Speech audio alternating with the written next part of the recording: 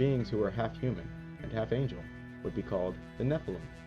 These Nephilim, often referred to as giants, had superhuman strength and abilities, and were known as men of renown.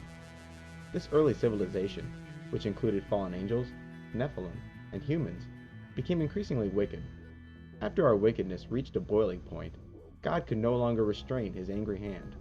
So he alerts a righteous man named Noah that he is soon to destroy the world in a flood, and that Noah's family should begin straight away building a large boat so that he and his family may survive the earth's coming inundation. What's more, Noah was told to bring 2 of every animal so that earth may be repopulated after the flood waters subside. The vast majority of angels, Nephilim, and mankind were killed in this flood, which lasted for 40 days. Before the waters subsided, Noah released a raven from the ark to discover whether dry land was yet peaking above the waters, but it only flew back and forth. Next, Noah released a dove into the air, and the bird returned with an olive branch, indicating to Noah that there was indeed land nearby.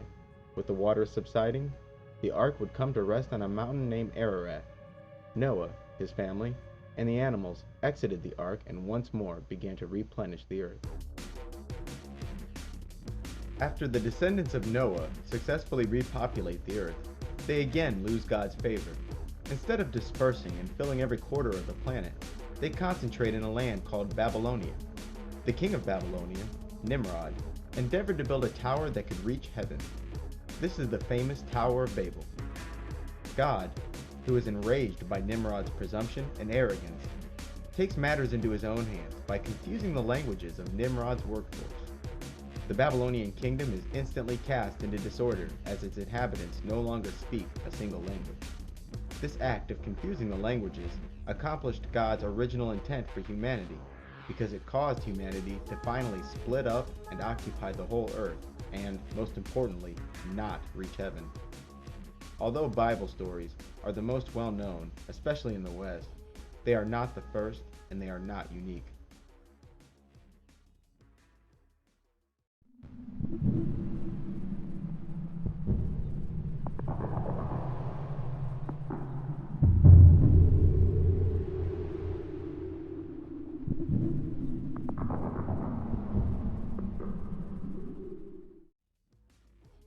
Humanity's relationship with the serpent is indeed a strange one. The nature of the reptile is alien to our own, so humans have a natural aversion to reptiles. Humans are characterized by both the cold-blooded way of the reptile and compassionate sympathies that violate our sense of self-preservation and seem to stem from a mystical place in the soul. And if a human were forced to choose between the death of a reptile and the death of a mammal, he or she would most probably consign that serpent to death rather than the likes of a bunny rabbit. So it's quite curious that humans have, for so many thousands of years, revered the serpent and frequently associated it with the gods. There's hardly a single point on the globe or in history whose local population did not associate the gods with serpents and dragons. In the Bible, the serpent is often spoken of as the enemy of God. And in one case, the Bible refers to Satan as that old serpent. Even though the whole of the Bible identifies the serpent with evil, even Jesus was heard saying, "Be as harmless as doves and as wise as serpents." The problem with this statement taken literally is that reptiles aren't exactly the geniuses of the animal kingdom. Warm-blooded animals are, on the average, more intelligent than reptiles. Considering the serpent to be a creature of wisdom is an interesting choice, considering that the serpent is mostly instinctual. Egypt, a civilization dating back to 2500 BC, allegedly, also has a pantheon of gods associated with the serpent. In fact, it is nearly unheard of for an Egyptian god to be depicted without a serpent. Even the pharaohs of Egypt wore a uraeus on their headpiece. The uraeus was a serpent, which symbolized the immortals. Gods of Greek mythology are likewise associated and often depicted with snakes. Meanwhile, here in the New World, the mythologies of the Mayans, Aztecs, Incas, and Native Americans is replete with serpent symbolism. Hinduism, the prevailing religion of India, is yet another religion whose gods are consistently associated with snakes. In China and the whole of the Orient, the immortal gods are connected to or described as dragons and serpents. In Islam, the serpent is associated with Satan and demons. In Voodoo, the gods are again associated with serpents. Reptile gods are seen as far east as the Pacific Islands. No matter what place or age we examine, serpents provide a central theme in that region's mythological tales. Serpents are also repeatedly associated with villains.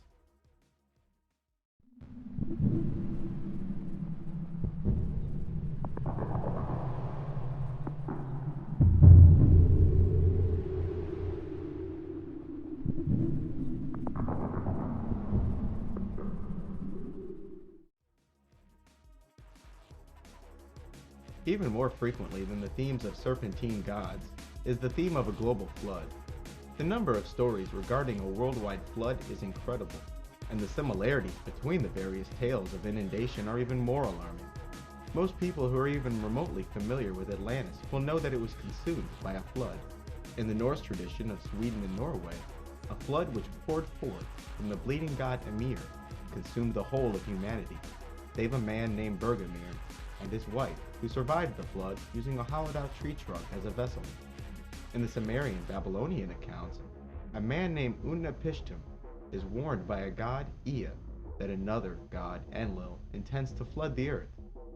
Utnapishtim then built a massive boat and loaded his wife and 2 of every animal on board. As the flood began to subside, Utnapishtim released the dove as Noah did to see if there was dry land nearby. And like Noah from the Bible, the boat finally rested on a mountain. In Chinese mythology, Gong, the serpent-looking water god, wanted to expand his sphere of influence and so contrived to flood the world.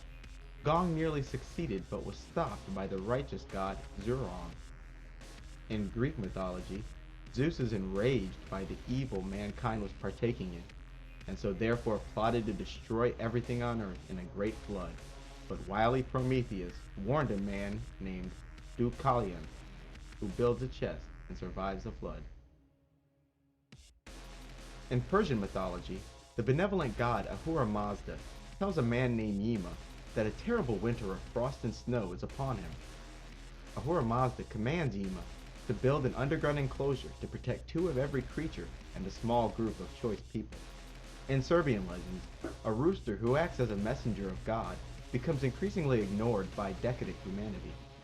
Man's greed unleashed a torrent of water from an egg that can be paralleled to a Pandora's box. Only one man, Pranyas, survived this flood by hanging on to a grapevine. The people of Southeast Asia say that a flood consumed all of humanity, save a small number of men and women aboard a raft. The Mandans, a Native American tribe, tell the story of Lone Man, who, together with the Creator, fashioned the earth and humanity. Lone Man, who was very much a savior figure, entered the world of man because he saw that humanity was plagued by evil spirits. In order to enter our world, however, Lone Man needed to be born from the womb of a virgin mother. One day a virgin girl was eating corn, so Lone Man transformed himself into a kernel of corn, which the virgin girl ate and became pregnant from. The virgin's parents considered the pregnancy holy, and the child, who was in fact a Lone Man reincarnated, was perfect in all his ways. After growing into a young man, the day came for an annual trip by boat, where Lone Man insisted the boat sail despite the presently bad weather, much to the protest of the 12 men already on board. Yet the boat did sail, and during the voyage was attacked by demons.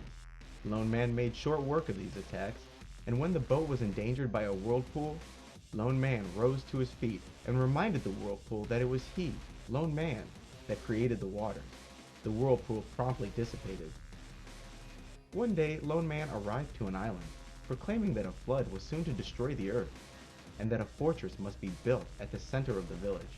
He promised to return one day, and after leaving the village, the flood waters did come, which protected those who believed him.